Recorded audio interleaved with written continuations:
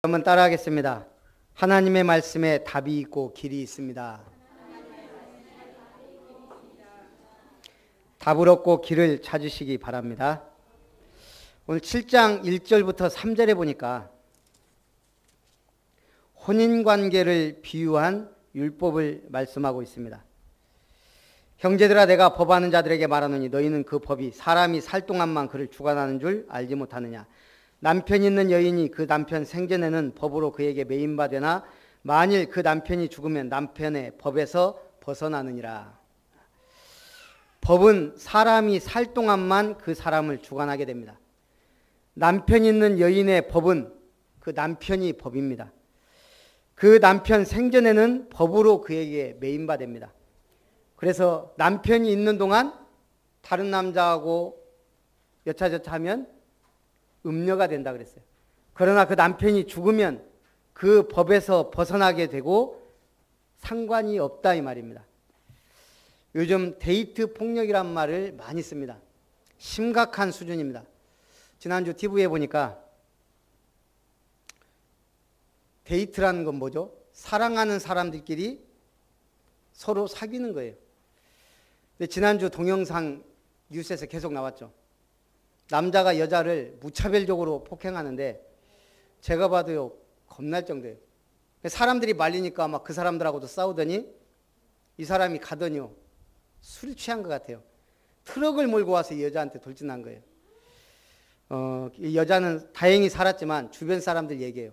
말리지 않았으면 죽였을 거다. 제가 봐도요 보통 눈이 돌아간 게 아니에요. 그걸 데이트 폭력이라 그러는데 제가 볼 때 데이트는 좋은 거잖아요. 사랑하는 사람이 만나는 거. 데이트 하다가 폭력. 뭐 저 여자가 나를 무시했다.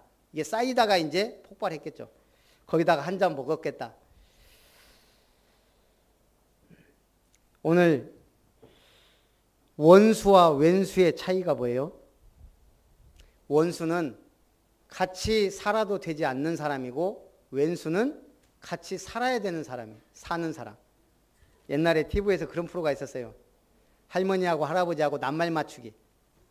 할아버지가 우리 사이, 그러니까 할머니가 왼수, 아니 네 글자, 평생 왼수. 답이 뭐겠어요? 천생연분.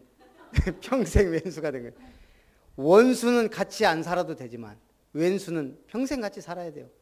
그래서 우리는 자녀를 원수라고 안 하고 뭐라 그래요? 왼수라 그래요. 왜 자녀가 왼수가 될까요? 내 마음대로 안 되니까. 지 마음대로. 오늘 옛날에 이스라엘에는 남자가 곧 법입니다. 아주 악한 남편이 하나 있는데 여자를 너무 괴롭힙니다. 그런데 어느 날 남편이 갑자기 죽었습니다. 이 부인은 뭐예요? 끝난 겁니다.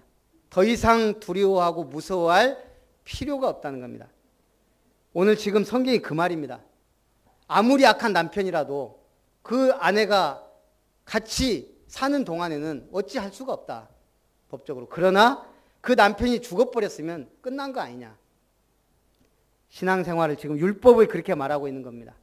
우리가 그리스도 만나버리면 율법이 다시는 우리를, 죄가 다시는 우리를 어쩌지 못한다 이 말입니다. 근데 우리가 두려워하고 무서워요. 내가 또 예수 믿는데 죄지면 어떻게 하지? 하나님이 혹시 어떻게 하지? 그럴 필요가 없다 이 말입니다. 그럼 하나님은 분명히 우리에게 율법을 주었습니다.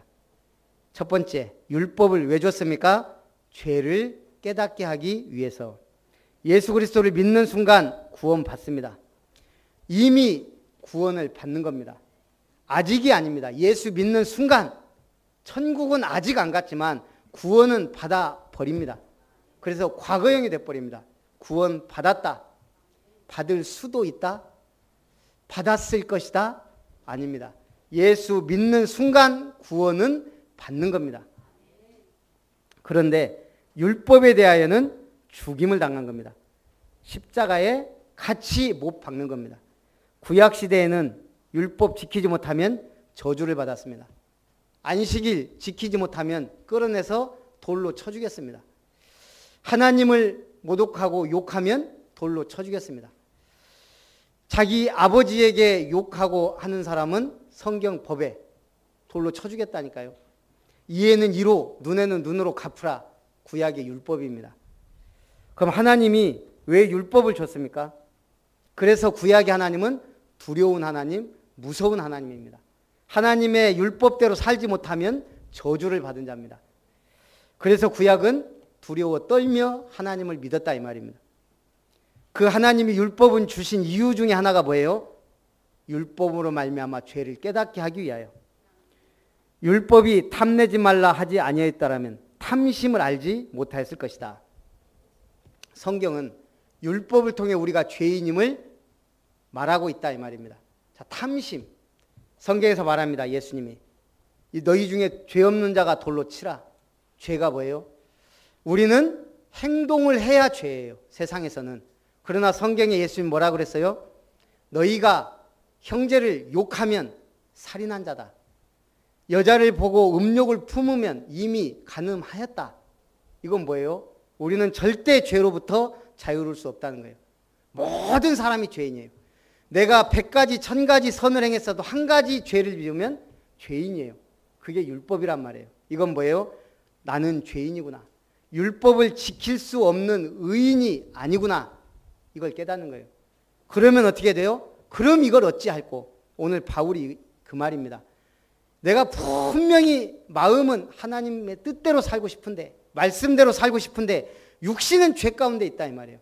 자꾸 먹을 거, 입을 거, 정욕, 쾌락을 따라가요. 이걸 지금 어떻게 하냐 이거예요. 오늘 답내시기 바랍니다. 율법은 죄를 깨닫게 했다. 율법이 말하기 때문에 우리는 이게 죄구나. 빠지지 말라는 겁니다. 그래서 하나님은 우리에게 복음을 주었습니다. 우리를 복음의 사람으로 축복하시기 원합니다. 오늘 기사에 보니까요. 요즘 군대를 보면 사람은 많은데 진정한 군인을 찾아보기 힘들다. 최근 만난 한 군 관계자가 그랬다는 거예요. 60만 명에 가까운 병력을 보유하고 있는 군이지만 군 본연의 임무에 충실하게 임하며 근무하는 군인들을 쉽게 찾아볼 수 없다. 군인을 군인답게 2000년대 이후 노무현 정부는 강력한 국방개혁을, 이명박 정부는 파이트 투나잇 외치며 군 전력을 강화해야 했지만 항공모함처럼 거대한 군조직이 쉽게 변하지 않았다. 물론 하나회나 일자회처럼 문민정부 출범과 함께 사조직은 사라졌지만 지금도 군인이 군인답게 살 수 있는 시스템이 안 돼 있다는 거예요. 예를 들어서 실력 있는 군인이 1등 가도 진급하기 어렵다는 거예요. 저희 군이 아니고 우리 신학 동기 목사님이 여자 목사님이에요. 그 부인 남편이 대령으로 전역했어요. 우리 있을 때 기도부터 하겠어요. 별 달아야 되는데 복음 때문에라도. 분명히 실력도 되고 능력도 되고 다 된다는 거예요. 기도해 달라고. 근데 결국은 떨어져서 옷을 벗었어요. 결국은 그 얘기를 하더라고요. 실력도 상관없고 군은 줄이에요, 줄. 누구 줄에 섰느냐. 참 그걸 보면서 군은 더 특별히 더해요. 왜냐하면 폐쇄되어 있기 때문에. 오늘 우리가 마찬가지입니다. 우리가 교회가 자칫 잘못하면 폐쇄적이에요. 이게 우리가 쉽게 포럼하고 상담하고 막 드러내놓고 해야 되는, 무슨 얘기하면 다 소문나버리고 영적 문제 있다고 하고 또 뭔 일 터지면 자꾸 율법적으로 누군가 판단하고 전제하고, 우리가 자칫 잘못하면 복음의 사람을 양산하는 게 아니고 교회 시험 들게 만드는 게 지금 현재 교회들의 위치예요. 그래서 우리가 만약에 율법만 주셨다면 지금도 우리는 뭐 해야 돼요? 한 주간 동안 죄 지은 거 다 적고 하나님 앞에 회개하고 율법적으로 그러고 교회 나가야 돼요. 성경은 뭐라고 했어요? 예수께서 다 이루셨다. 그리스도께서 율법의 완성과 마침이 되신 겁니다. 우리가 지킬 수 없기 때문에 주님이 만들어 놓으시고 십자가의 피로 하나님의 은혜로 복음적 사랑으로 이미 끝내신 겁니다. 우리는 똑같이 죄 짓고 사는데 주님의 은혜로 죄에서 해방되고 저주와 재앙에서 끝났다 이 말입니다. 그런데도 우리는 또 율법적으로 돌아가요. 우리 교회가 좋은 교회입니까? 안 좋은 교회입니까? 솔직히 말해보세요. 속으로는. 뭐가 문제고 뭐가 어떻고 그렇잖아요. 오늘도 와서도 지금 제가 하나님처럼 보입니까? 옆에 분이 천사처럼 보입니까? 그러면 좋은 교회 오신 거예요. 저 인간이 왜 있지? 목사님 오늘 영 얼굴이 머리가 깨재재한데? 나도 모르게 우리는 율법적이 있다니까요. 스펄전 목사님이 설교를 하고 끝났는데 어떤 사람이 찾아왔습니다. 상담을 합니다. 문제가 많은 교회에서 너무 실망해서 이 교회 한번 와봤다는 거예요. 너무 유명한 목사입니다. 스펄전 목사님. 문제없는 교회를 소개시켜달라는 거예요. 이 목사님이 말했습니다. 형제여, 나도 그런 교회를 찾고 싶네. 혹 형제가 그런 교회를 찾게 되면 내게 알려주게. 우리 교회를 사임하고 그 교회에 등록하려고 하네. 그러나 부탁이 있네. 형제가 그런 교회를 찾게 되면 등록하지 말게. 형제가 그 교회에 등록하는 순간부터 그 교회는 문제가 생길 테니까. 우리는 좋은 교회 하면은 딱 생각이 뭐예요? 완벽한 교회를 생각해요. 지구상에 완벽한 교회가 있어요, 없어요? 천국에 가면 쓰레기통이 없다 그러죠. 교회에는 쓰레기통이 있어요. 쓰레기가 나온다는 얘기예요. 오늘 우리는 완벽한 교회를 찾습니다. 그런 교회는 지구상에 존재하지 않습니다. 왜냐하면 우리 자체가 다 불완전하기 때문에. 그런 속에 하나님은 뭘요? 원리스를 이루어가는 지체를. 결혼 왜 합니까? 완벽한 사람을 찾으면 그 결혼은 실패입니다. 불완전하기 때문에 만나서 서로를 보완해 주는 것. 그래서 뭐라 그랬어요? 돕는 배, 필. 그게 결혼의 조건이에요. 이제 우리는 그걸 뛰어넘어야죠. 나를 도와줄, 내가 돕는 그걸 넘어서 결혼은 뭐다? 사명이다. 결혼은 뭐다? 선교다. 그게 답이에요. 모든 건 생명 구원하고 연결이 있어야 돼요. 그러면 어떤 교회가 좋은 교회입니까? 많은 사람들이 얘기합니다. 주일 되면. 교회 가자. 교회 다니는 사람. 이건 뭔 말이에요? 교회 당을 교회로 착각해요. 그렇게 따지면 우리 교회는 절대 좋은 교회가 될 수 없어요. 얼마나 좋은 교회 많습니까? 교회 당을 말한다면. 좋은 교회는 문제를 잘 풀어가는 교회입니다. 문제를 잘 풀어간다는 말은 문제 있는 사람이 와서 문제가 해결되는 게 아니고 그 문제하고 상관없이 은혜 속에 승리한다 이 말입니다. 그것은 오직 예수 그리스도로 답이 나도록 돕는 교회입니다. 교회 와서 문제 해결됐다? 또 다른 문제가 계속 올 건데요. 그럼 계속 시험 듭니다. 단계가 있거든요. 돈에 시험 든 사람이 이것 끝나면 인간관계 있고 인간관계 끝나면 또 여러 가지 다 자기 영적 문제 있기 때문에 그거는 죽을 때까지 시험 와요. 뭐예요? 아, 모든 문제가 그리스도 안에서 끝났구나. 돈 문제도 인간관계도 복잡하게 얽힌 것도 꼬인 것도 전부 뭐예요? 그리스도 안에서. 답이 나와야 된다니까요. 답이. 우리 랩런트 윤서가 맨 끝에 있네. 윤서가 좋은 대학에 간다. 어쩌겠어요? 김 집사님? 감사하겠죠. 근데 만약 좋은 대학에 갈 게 확실해요. 그럼 어쩌겠죠? 확실하게 감사하겠죠. 아니 확실하게 감사하죠. 확실한데 바로 그 말이에요. 지금 좋은 대학에 갈 거니까 감사하시라고요. 확실하게 좋은 대학에 갈 거니까 그게 신앙생활이다 이 말입니다. 그냥 보기에는 절대 좋은 대학 못 갈 것 같아. 그런데 복음은 뭐예요? 끝났다는 거예요. 뭐가 좋은 대학이에요? 좋은 사람이 가는 대학이 좋은 대학이에요. 복음의 랩런트가 가면 그 대학이 좋은 거예요. 여러분들이 가는 직장에 하나님의 관심과 모든 게 집중됩니다. 왜 우리가 좋은 교회예요? 복음 사랑하는 분들이 모였기 때문에. 복음으로 은혜 받을 사람, 변화될 사람들이 있기 때문에. 좋은 교회는 복음의 말씀으로 승리하도록 돕는 교회입니다. 좋은 교회는 오직 생명구원, 전도와 선교에 힘쓰는 교회입니다. 그래서 성경적으로 만들어가는 겁니다. 태어났지만 만들어가는 겁니다. 제자는 하나님의 사람은 태어납니다. 내가 오늘 날 믿고 싶다 해서 믿는 게 아니에요. 그러니까 교회를 다녀요. 두 번째, 속사람은 하나님의 법을 즐거워합니다. 율법과 계명은 뭐라고 그랬어요? 성경에 거룩하고 의로우며 선하다 그랬어요. 하나님은 거룩하고 의로우며 선하셔요. 왜 계명이 말씀이 거룩하고 의로우며 선합니까? 하나님의 말씀이기 때문에. 디모데전서 2장 27부터 26절에 보니까 큰 집에는 금그릇과 은그릇뿐 아니라 나무그릇과 질그릇도 있어 귀하게 쓰는 것도 있고 천하게 쓰는 것도 있나니 그러므로 누구든지 이런 것에서 자기를 깨끗하게 하면 귀히 쓰는 그릇이 되어 거룩하고 주인의 쓰심에 합당하며 모든 선한 일에 준비함이 되리라. 최씨 딸 정씨가 한 말이 유명하죠. 능력 없으면 너희 부모를 원망해라. 돈도 실력이다. 그랬어요. 저런 일이 벌어질 줄 모르고 한 말이죠. 능력 없으면 너희 부모 원망해라. 돈도 실력이다. 자, 돈이 많습니다. 그게 행복합니까?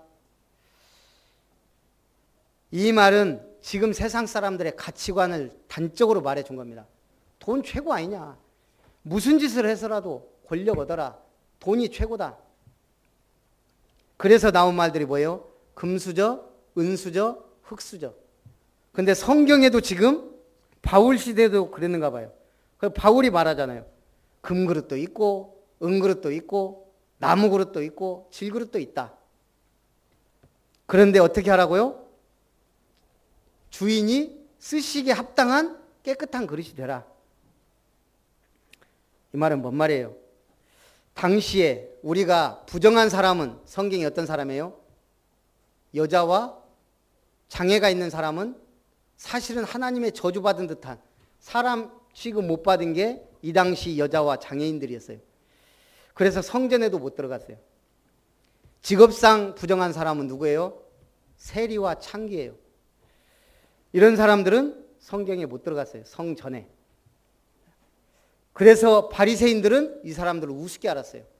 이 사람들이 하는 기도, 이 사람들이 와서 하는 헌금조차도 비웃었단 말이에요. 그런데 주님은 그들을 찾아다녔어요.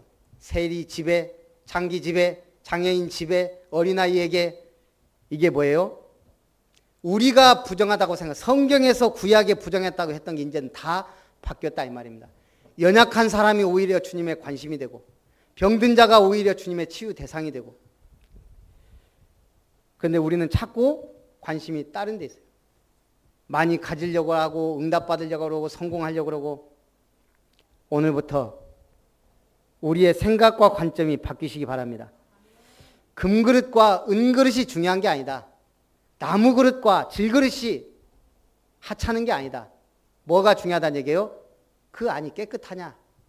깨끗하면 귀한 것을 담을 수 있고 깨끗하지 않으면 아무리 귀한 것도 담을 수 없다는 거예요. 기준이 뭐예요? 깨끗하고 겸손한가. 하나님을 제대로 믿는 것이 깨끗하고 거룩한 겁니다. 확실하게 믿으시기를 주님의 이름으로 축원합니다. 율법은 신령한 것이지만 육신에 속한 자는 죄 아래에 있는 것이다. 원함은 있으나 선을 행하는 것은 없다. 우리가 다 이 자리에 와서 지금 하나님의 말씀 듣기 원하고 은혜 받기 원하고 승리하기 원합니다. 우리는 또 나가면 죄악된 세상 속에서 또 원망하고 불평하고 흔들리고 방황합니다. 그러지 마시기 바랍니다.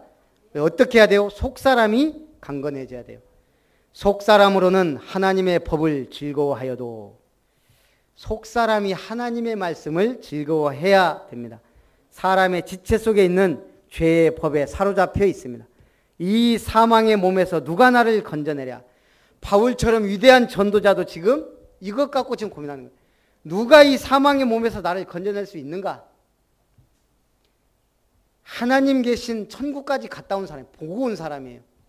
간증했잖아요. 내가 몸 안에 있었는지 몸 밖에 있었는지 모르겠다. 나는 분명히 3층 하늘까지 갔다 왔다. 그러면서 내가 이런 사람에 대해서만 간증한다. 내가 자랑할 것이 이게 다다. 그랬는데도 지금 오늘 뭐라 그래요? 나는 그런데도 자꾸 하나님의 원하는 것을 하고 싶지만 내 육신은 죄 아래 있다. 죄의 법 아래 있다. 이기기가 힘들다. 그러면서 마지막으로 고백한 겁니다. 우리 주 예수 그리스도로 말미암아 하나님께 감사한다. 이 사망의 몸에서 건져낼 수 있는 것도 오직 주님뿐이다 이 말입니다. 내 자신이 마음으로는 하나님의 법을, 육신으로는 죄의 법을 섬긴다. 한 시대 어두운 역사를 변혁시키고 밝은 역사를 일궈낸 사람들이 있습니다. 우리 옆에 일본인의 경우 1868년 오랜 막부 시대를 무너뜨리고 메이지 유신을 성공시킨 젊은 사무라이들이 있었습니다. 사마모토 료마, 사이고 다카모리를 비롯해 30세 전후의 하급 사무라이들, 이들이 청춘을 던져 메이지 유신을 성공시켰다 이 말입니다. 그런 사람들이 모이니까요, 한 시대가 변화됐습니다. 미국의 경우는요, 독립운동에 인생을 걸었던 엘리트들입니다.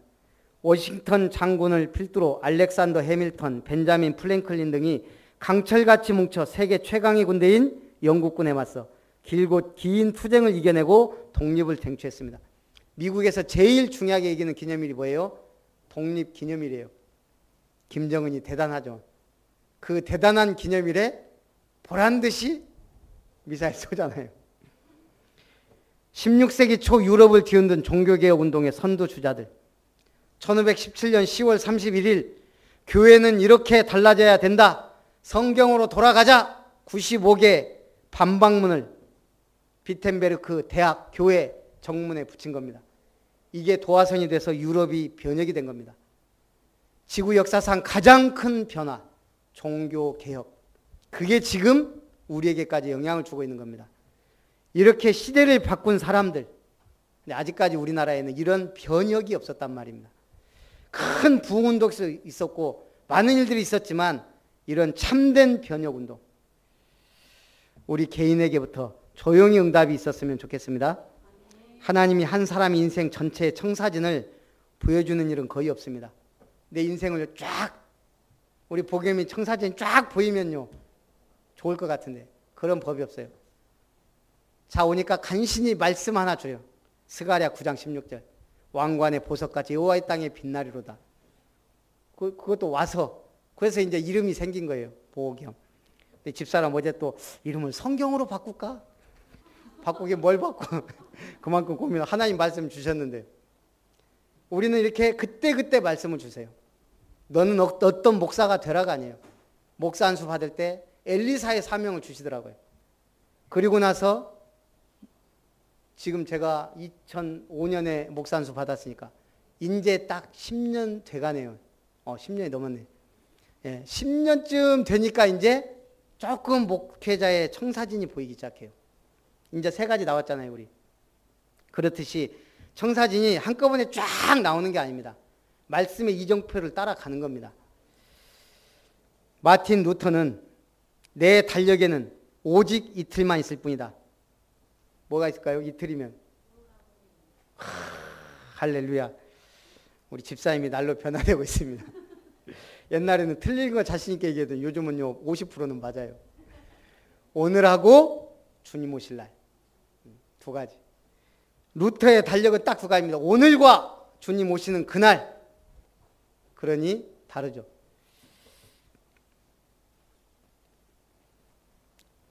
오늘이 하나님의 최고의 응답입니다.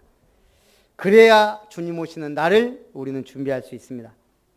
결론입니다. 복음을 들어야 하는 이유, 살리기 위해. 자, 복음을 들어야 우리는 삽니다. 내가 삽니다. 살아야 살립니다. 고린도전서 9장 14절 복음의 사람은 복음으로 말미암아 살리라. 오직 복음을 들음으로만 살게 됩니다. 옛날에 코카콜라 회장이 그랬죠. 내 피 속에는, 혈관에는 코카콜라가 흐른다. 우리가 이 화초가 예쁘다고, 야 날도 더운데 시원한 맥주 한잔 해라. 계속 맥주만 줘요. 살아요? 죽습니다. 우리 김은석 집사님이 물고기를 너무 사랑해. 집에 어항을 갖다 놓은 물고기. 야 물고기 예쁘다. 오늘은 콜라 한잔 먹어라. 맨날 콜라를 주면 살아요? 죽어요. 화초나 물고기는 다 오직 물을 먹어야 살아요. 우리는 오직 복음의 말씀을 들어야만 사는 줄 믿습니다. 어떤 선교사님이요, 선교 현장을 가보니까 어떤 나라는 양이 제일 나쁜 짐승이에요. 돼지가 제일 좋은 짐승이에요. 그러면 세례요한이 뭐라 그랬죠? 보라, 세상 죄를 지고 가는 어린 양이로다. 이분이 설교를 어떻게 하냐면 보라, 세상 죄를 지고 가는 어린 돼지로다 이런 거예요. 왜냐? 거기서는 어린 양이다 그러면 이 사람들이 혼란이 오는 거예요. 양은 나쁜 짐승인데 돼지가 제일 좋은 건데. 돼지라고 설명을 하니까 이 사람들이 이해를 하더라는 거예요. 세상 죄를 지고 가는 어린 돼지. 예수님이 갑자기 돼지가 됐어요. 중요한 건 뭐예요? 복음이란 말이에요. 살리기 위해서 양도 됐다, 돼지도 됐다. 우리도 마찬가지입니다. 살리기 위해서 우리가 양보할 수도 있고 참을 수도 있고 인내할 수도 있고 그런 겁니다. 뭐 때문에요? 살리기 위해. 오직 복음의 말씀을 들어야만 되기 때문에. 두 번째 복음을 들어야 되는 이유가 뭐예요? 고린도전서 9장 16절. 복음을 전하지 아니하면 내게 화가 있을 것이로다. 바울이 한 말. 만일 내가 이 복음 전하지 않으면 내게 화가 있을 거다. 화가 뭐예요? 재앙입니다. 우리는 재앙을 막기 위해, 재앙을 피하기 위해 뭐예요? 제가 저번에도 얘기했죠. 남묘혈행계고 남묘혈행계고 이 사람들 뭐예요? 남묘혈행계 주문을 계속 해요. 왜? 처음에 전쟁터에 가는 군인한테 이걸 얘기해 준 거예요. 남묘혈행계 계속 하면 총알이 피해간다. 그게 시발점이에요. 지금 남묘혈행계 회관 가보세요. 낮이고 밤이고 계속 남묘혈행계 외치는 사람들이 있어요. 대단해요, 이 사람들. 그 열심 대단. 남묘혈행계 계속 외치면 응답이 와요, 안 와요? 와요. 틀린 응답인데 온단 말이에요. 역사가 일어나요. 거기 악한 영이 역사하니까. 우리는 재앙 막기 위해 뭐 합니까? 점 보고 굿합니다. 제가 오늘 한 분 골라갖고 집사님 아들이 올해 넘기기 어렵습니다. 제가 그러면 안 되겠죠. 점쟁이 찾아갔더니 은혜가 없어갖고 점쟁이가 당신 아들 올해 넘기기 힘듭니다. 그럼 뭐 할까요? 당연히 얼마짜리 구슬해야 돼요? 1,000만 원이 아까워요? 아까울까요? 우리 한 집사님 아깝지 않다고 했어요. 선아가 유괴되면 얼마까 그걸 임직헌금으로 드리겠습니다라는 고백을. 우리 자녀가 오래 넘기기 힘들다 그러니까요. 1,000만 원짜리 몇천만 원짜리 구슬 한단 말이에요. 우리는 재앙 막기 위해 뭐예요? 묘 파갖고 이장도 해요. 이름도 바꿔요. 다 합니다. 부적 붙이고 계명하고 종교생활하고. 중요한 건 뭐예요? 그런다고 재앙이 막아집니까?